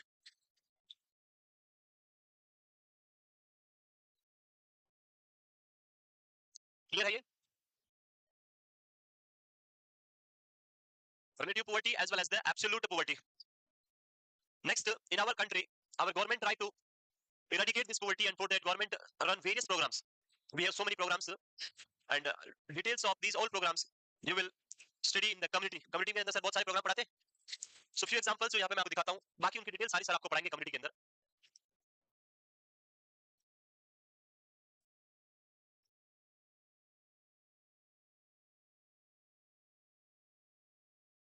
वो करें.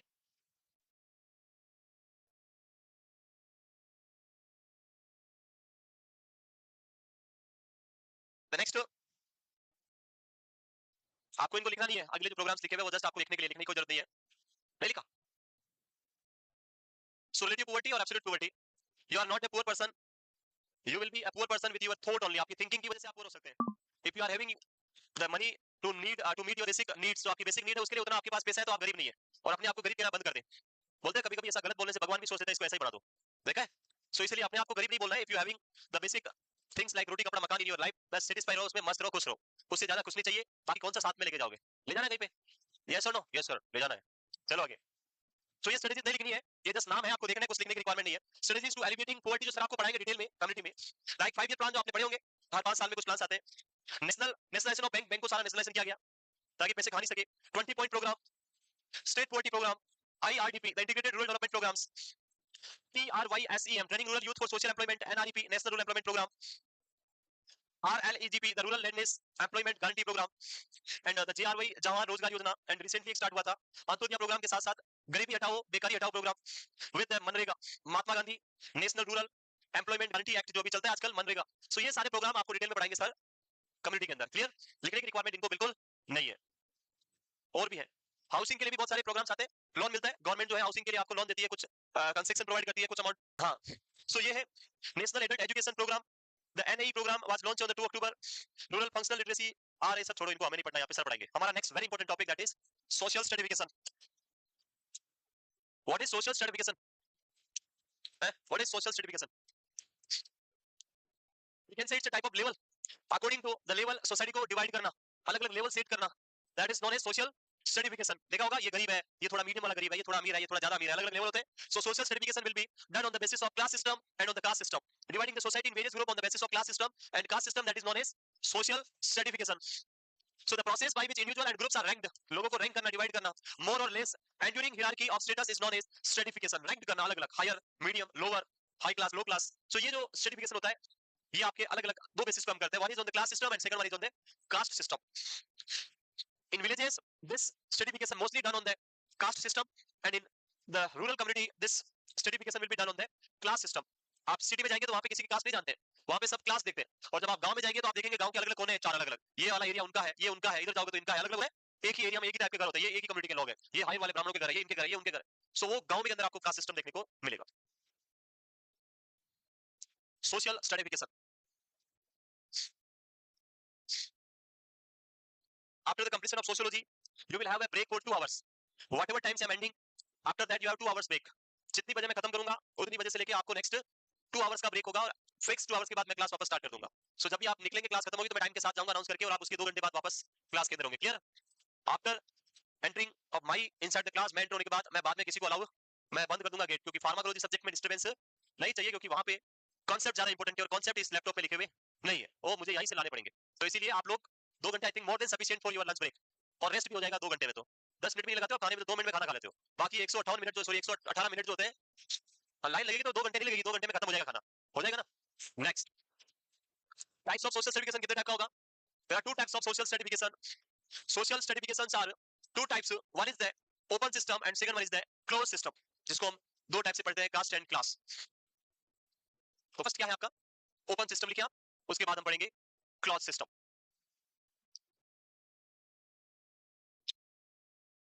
Open system and close system, सुना है नाम? Open and close.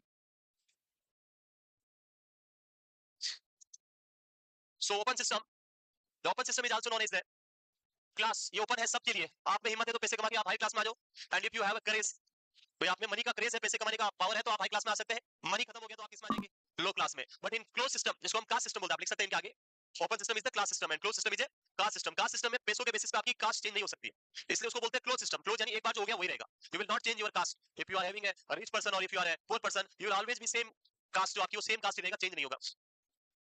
In this type of social certification, positions are rewarded on the basis of merits and rank is tied to individual achievements. आपकी जो achievements है, on the basis of it you will be rewarded with your rank. You will be in the higher class or you will be in the middle class or you will be in the lower class. So it is very important, जो class हम पढ़ते हैं, class open system है, everyone सबके लिए open है, इसलिए बोला जाता है if you born a poor person that is not the fault of you. अगर आप गरीब जन्म होता है आपका, तो आपका फॉल्ट नहीं है वो, but if you are die a poor person that is completely your fault. आप ही का फॉल्ट अगर आप गरीबी के साथ मरते हैं। तो लाइफ में आपको जन्म दिया वो बहुत बड़ी बात है, आपके माता पिता ने वो नहीं कर सके, उनके पास जितना करेज था, जो स्टेबिलिटी थी उन्होंने किया। अब आपको गरीब नहीं मरना है, आप वो करके दिखाएं जिससे आप अपनी क्लास को गरीबी से हायर क्लास में लेके जाए। यस, तो माता पिता को दोष नहीं देना कि आपके पास पैसे नहीं थे इसलिए मैं गरीब हूँ, उनके पास पैसे नहीं इसलिए आप क्यों गरीब? कमाओ, मना किया क्या माँ बाप ने? यस और नो? तो भाई उनको प्रूव करो, उनको गरीब से अमीर बना दो आप। आपको ये करना है कि वो फील करेगी यस इसने मेरे लिए किया है, मैं नहीं कर पाया लेकिन हमारा बेटा हमारी बेटी हमारे लिए कर रही है। यस और नो? चलिए आगे करो, नेक्स्ट पढ़ाई करो, सब कुछ खत्म हो जाएगा, गरीबी हट जाएगी, बेकारी हट जाएगी, रोजगार रोजगार सब मिल जाएगा। बस करना क्या है? पढ़ाई स्टडी करनी है। The next is the closed system, which is known as the caste system. So this type of social certification system is also known as the caste system. In this type of social certification, positions are rewarded on the basis of caste he is born into. So in our society, previously we have 4 caste, 4 caste होती थी क्या? General, very good, general OBC SC. So Brahmin, Brahmin से भी ऊपर कौन होते थे? क्या होते थे? Very good. सबसे नीचे वैश्य, शूद्र, क्षत्रिय एंड ब्राह्मण। नहीं क्यों नहीं होते थे? होते हैं, नहीं होते ब्राह्मण? अरे वो तो अभी नहीं होते, वो अभी अलग बातें हैं। ब्राह्मण का मतलब होता था जो पहले वो शिक्षा प्रोवाइड करने के लिए होते थे, गुरुकुल, हाँ वहाँ पे वो जो आपके राजा के बेटे, राजा को जो होते थे उनको पढ़ाते थे, और वो जो होते थे उनको क्या बोलते थे, वो होते थे, वो अलग कास्ट होता था। सो वो होता था। सो आजकल ये system, this is not in current scenario, आजकल का सिस्टम नहीं है, ये पुराने टाइम की हम बात कर रहे थे। सो उस टाइम ये अलग अलग सिस्टम होते थे कि एक आपका क्षत्रिय होता था जो लड़ाई के लिए जाता था, लड़ाई करने के लिए होता था, एक ग्रामीण जो एजुकेशन से रिलेटेड था, सिखाता था ये सारी चीजें, और उसके अलावा शूद्र और वैश्य कुछ ऐसे डिवाइडेशन था, वो पुराने टाइम में था। हमने उसको आजकल लगभग खत्म कर दिया, क्लोज सिस्टम लगभग बंद हो गया, बहुत ही कम जगह ऐसा सिस्टम होता है, ये लगभग खत्म हो गया। इक्वलिटी आप सबके पास है, everyone has the equal rights, no one have differentiation on the basis of OBC, SC, ST और जनरल, ऐसा कोई भी डिफरेंशिएशन अब नहीं रहा। ये डिफरेंशिएशन खत्म कर दिया। पहले होता था बहुत प्रॉब्लम, लाइक एग्जांपल आते थे स्कूल में, उसने टच कर दिया तो टीचर ने बहुत मारा, एससी का स्टूडेंट ने जाके ऐसे कर दिया, वो सारा गवर्नमेंट ऑफ इंडिया ने तो खत्म कर दिया बहुत पहले से। बट जो हमारी मेंटलिटी है वहां से अब कंप्लीटली क्या हो गया, एलिमिनेट कर दिया गया। अब ऐसा कोई डिफरेंशिएशन नहीं है, एवरीवन आर द सेम। वो पहले जमाने में था, पुराने टाइम में होता था, इस टाइम में ऐसा कुछ भी नहीं है, और उसी सिस्टम को आजकल क्लोज सिस्टम जो बोल रहे हैं वो खत्म हो गया, ऐसा सिस्टम प्रेजेंट नहीं है। क्लियर है? तो अगर पूछे open system belong to class system and close system belong to caste system, clear है? नेक्स्ट लिख लिया। Communities in the India, communities की बात करें तो there are various type of communities. One is the village community, गांव की होती है। Second is an urban community, there are 2 types of communities, one is the village community and second one is the urban community. So in our current time the village communities are going to be slowly slowly in smaller size, and urban communities जो है वो क्या हो रही है, बहुत ज्यादा बढ़ती जा रही है, बढ़ रही है। यस और नो? लोग जो है गाँव को छोड़ के अर्बनाइजेशन आपको देखने को मिल रहा है, सिटियों में जाके रहने लगे। विलेजेस के अंदर जो पहले खेती करते थे या अदर जो भी बिजनेस होता था वो धीरे धीरे अब स्टॉप हो गया, बंद हो गया। बहुत सारे problems like water problem most important की जो आपको फार्मिंग करना है उसके लिए आपको वाटर चाहिए और पानी है नहीं। अब आपको बेसिक नीड कंप्लीट करने के लिए रोजगार बिजनेस तो चाहिए, उसके लिए आप कहाँ जाएंगे? गांव में तो कोई ऐसा बिजनेस है नहीं, सो आप कहाँ पहुंचेंगे? सिटीज के अंदर और वहाँ पे बिजनेस करेंगे, काम करेंगे। इसलिए जो गांव कम होते जा रहे हैं, विलेज साइज स्मॉल हो रही है, वहाँ पे सिर्फ ओल्ड एज दिखती है गांव में। जब आप गांव जाते हैं कभी आप तो देखेंगे आपके एज के कोई है ही नहीं वहाँ पे। जहाँ पहले बचपन में हम पूरे दिन क्रिकेट खेलते थे क्योंकि वहाँ इतना ग्रुप हुआ करता था, लेकिन आज अगर हम कभी जाए गाँव तो कोई भी नहीं है बॉल फेंकने वाला भी, बैट पकड़े खड़े रहो, क्योंकि सारे बच्चे 6 क्लास से बाहर भेज दिए, वो बाहर ही पढ़ते हैं। गाँव में सिर्फ वो ओल्ड एज वाले चश्मा लगा के हाँ वो वहाँ कर रहे होते हैं, बेटा है नहीं बेटी है नहीं, सब बाहर रहते हैं, वो बुढ़ा बुढ़ी घर में रहते हैं, वहाँ पे घर की रखवाली कर रहे हैं बस वो। सो यही कम्युनिटी आप देख रहे हैं आजकल। So village community is a small area with small population which follows the agriculture not only as an occupation but also a way of life. This is a very important point. In village community the basic thing is the agriculture only. वहाँ पे सिर्फ agriculture के अलावा कुछ नहीं है। खाने हाँ उनको कुछ भी करना है, एग्रीकल्चर ही एक कंडीशन है आपके पास। और अब तो कंडीशन ऐसा हो गया, if you are doing farming business और एग्रीकल्चर, तो एग्रीकल्चर भी आजकल अमीरों का बिजनेस हो गया। जितने भी फार्म हाउस है, बड़े बड़े जो फार्म हाउस आप देखते हो सब किसके होते हैं? करोड़पति के होते हैं। और जो मजदूर जो किसान होते हैं वो उनके वहाँ मजदूरी कर रहे होते हैं, वो अपने खेत में खेती नहीं कर रहे हैं, वो क्या कर रहे हैं वहाँ पे? मजदूरी कर रहे हैं। जो भी प्रोडक्शन होगा वो सारा उसके जाएगा, उसको पैसा मिलेगा पर डे के हिसाब से। सेकंड थिंग, जो भी फार्मर प्रोडक्शन करता है एग्रीकल्चर के थ्रू, उसका उसको उतना मनी नहीं मिलता है।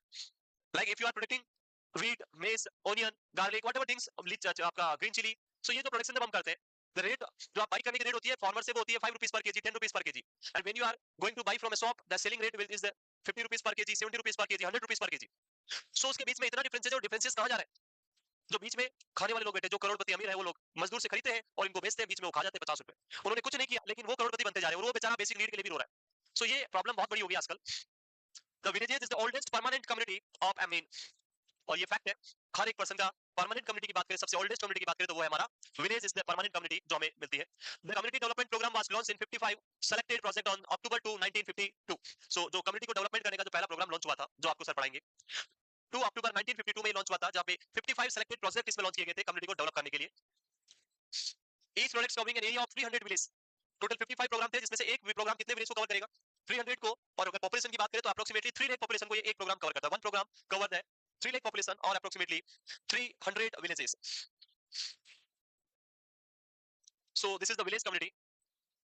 Next we have the second community, that is the urban community.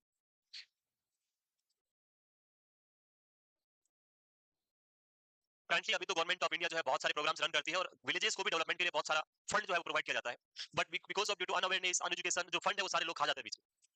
Otherwise, every village has a separate fund for the development, like for the park development, ground development, school development, road, sanitation जो हम पढ़ते हैं, सबके लिए project के लिए fund आता है। और वो सारा फंड सरपंच, वार्ड पंच, पटवारी, सचिव, तहसीलदार, बीडीओ जो भी होते हैं वो खा जाते हैं और आप तक पहुंचता है 10 रुपए में से 1 रुपया पहुंचता है, 9 रुपए खा जाते हैं। चले आगे। Next, in village community the patent was revised in 1958। Level of the programme at the central level, ministry होता है जो आपका ये लॉन्च करती है प्रोग्राम को, उसके लिए बजट देती है। यही प्रोग्राम का जो बजट आता है वो आगे कहाँ पहुंचता है? स्टेट लेवल पे, जहाँ पे सीएम और मिनिस्टर इसको इंप्लीमेंट करेंगे आपके स्टेट के अंदर। वहां से डिस्ट्रिक्ट लेवल पे आपका एमपी, एमएलए और कलेक्टर के पास पहुंचता है। फिर वहां से आपका ब्लॉक लेवल पे बीडीओ, ब्लॉक डेवलपमेंटल ऑफिसर, और वो ब्लॉक डेवलपमेंटल ऑफिसर से फिर विलेज लेवल पे आएगा ग्राम सेवक, सचिव और सरपंच जो होते हैं वो। तो आप देख सकते हैं खाने वाले कितने लोग हैं। हमारे प्राइम मिनिस्टर थे जवाहरलाल नेहरू, थे पंडित जवाहरलाल नेहरू। उन्होंने बोला था एक टाइम कि मैं अगर यहाँ से 1 रुपया देता हूँ तो मेरी जनता के पास पहुंचते हैं 10 पैसे। वो 90 पैसे कहाँ जा रहे हैं मुझे भी नहीं पता है। अगर हम इस 90 पैसे को खत्म कर दें तो सब लोग क्या बन जाएंगे? गरीब से अमीर, मतलब नॉर्मल लाइफ जीना स्टार्ट कर देंगे। और वही प्रॉब्लम आज भी चल रही है, वो कब थे और आज भी है, अभी भी यही चल रहा है। अगर कोई गवर्नमेंट हमारे लिए पैसा बेचता है तो हमारे तक पहुंचते पहुंचते उसका 10% हिस्सा भी डेवलपमेंट में नहीं लगता है। रोड बनेगा तो ऊपर अच्छा दिख रहा है, लेकिन अंदर देखोगे तो नीचे रेत भरा पड़ा है। और ऐसे फोटो खिंचवाते हैं हमने इतनी बड़ी रोड बनाई, 4 दिन बाद बारिश आती है, सारा रोड बहा के ले जाती है। होता है, पुल बनाते हैं, ब्रिज टूट जाते हैं, कहीं ब्रिज गिर रहा है, कहीं पे क्या हो रहा है। तो बहुत बड़ी प्रॉब्लम्स है। और इसको हाँ क्या कमीशन, तो वही तो है, कमीशन ही तो बात। क्या करें अब कमीशन? हमारे प्राइम मिनिस्टर की बात करें तो प्राइम मिनिस्टर एक सिंगल पर्सन है, लेकिन उसके अंडर हजारों मिनिस्टर्स होते हैं, हजारों एमपी एमएलए होते हैं। अब वो हर एक पर्सन तो प्राइम मिनिस्टर जैसा नहीं हो सकता है। हो सकता है क्या? प्राइम मिनिस्टर बोलेगा कि मैं भ्रष्टाचार नहीं करता हूं, ना करने दूंगा, लेकिन अब वो किस किस को कहां कहां जाके रोकेगा? कोशिश करते हैं बहुत सारी, इतने सारे रूल्स रेगुलेशन बनाए, फिर भी पता नहीं कहां से ये चोरी करने वाले चोरी करने का रूट ले आते हैं। किसी ना किसी तरीके से तो वो निकाल लेते रास्ता। और ये इंडिया तो बहुत कॉमन है, किसी भी चीज का तोड़ निकालना इमीडिएट आता है उनको, कैसे खाया जाएगा, अभी से इधर करके ऐसे खा ले। चले आगे। Next, urban community. The next one is the urban community. Villages के बाद सेकंड आती है शहरी कम्युनिटी, जो हम बात कर रहे हैं जोधपुर जैसे हम बात करें तो urban community which is the city community और द सिविलाइज्ड सोसाइटी। सो आज के टाइम में एज लाइक विलेजेस, सिटीज को भी डेवलप करने के लिए गवर्नमेंट बहुत ज्यादा फंड प्रोवाइड कर रही है, आपको हेल्प कर रही है। These those places have local authorities like municipalities and containment board, like यहाँ पे municipality होता है, JD होता है, जोधपुर डेवलपमेंट अथॉरिटी, जो डेवलपमेंट करता है। अदर रिक्वायरमेंट्स ऑफ अगर आपको अर्बन कम्युनिटी बनानी है तो उसकी बेसिक रिक्वायरमेंट क्या है? So minimum population of 5000 at least 75% of the working population engage in non agriculture. Community का अर्बन कम्युनिटी किसको बोलेंगे? तो आपकी पॉपुलेशन 5000 या उससे ज्यादा होनी चाहिए, and out of this 5000 75% population are non agriculture, यानी फार्मर नहीं होने चाहिए। They are working in factories और इन गवर्नमेंट सेक्टर और private sector, but not the farmers. वो किसमें आता है? आपका अर्बन कम्युनिटी के अंदर आता है। जैसे हम जोधपुर की बात करें तो यहाँ पे एग्रीकल्चर नहीं होता है भाई, जोधपुर लोकल में तो नहीं होता है, बाहर की बात करें वो अलग, वो तो विलेजेस आ जाएंगे। तो ये एरियाज हम क्या बोलते हैं? Urban area. Large density and permanent settlement of the socially heterogeneous individuals living in places. Size क्या होगा? Large density, very high density का मतलब, डेंसिटी मींस लाइक आप जैसलमेर जाएंगे, रेगिस्तान में देखोगे एक घर यहाँ, एक घर वहां, पता नहीं 1 किलोमीटर दूर दूसरा घर उधर होता है, वो वहां पे डेंसिटी जो है वो बहुत ही कम है। लेकिन अगर जोधपुर में जाएंगे तो इतने इतने से घर है, एक इधर एक इधर, इतनी सी जगह में घर बना दिया, बिल्डिंग बना दी, देखा है? सो वहां डेंसिटी क्या है? बहुत ज्यादा है, तो यहाँ डेंसिटी ज्यादा रहेगी। Permanent settlement of socially heterogeneous, heterogeneous यानी अलग अलग लोग, अलग अलग टाइप के लोग हैं, एक यहाँ का, एक वहां का, एक अलग कम्युनिटी का, एक कहीं का, एक बिहार, पंजाब, गुजरात, राजस्थान, हरियाणा, अलग अलग कम्युनिटीज के लोग हैं। द वर्ड अर्बन, अर्बन का मतलब होता है फैशनेबल लिविंग। जो अर्बन वर्ड डिराइव किया गया, इसका मीनिंग क्या है? फैशनेबल लिविंग, जहां लोग फैशन के साथ जिंदगी जीते हैं। खाना गांव में रोज घर पे ही बनता है, यहाँ पे मंडे को घर बनाएंगे, ट्यूसडे को वहां जाएंगे, वेडनेसडे को ब्रेकफास्ट करके पूरे दिन भर, like one more incident which was happen with me one day, my wife asked to me, today is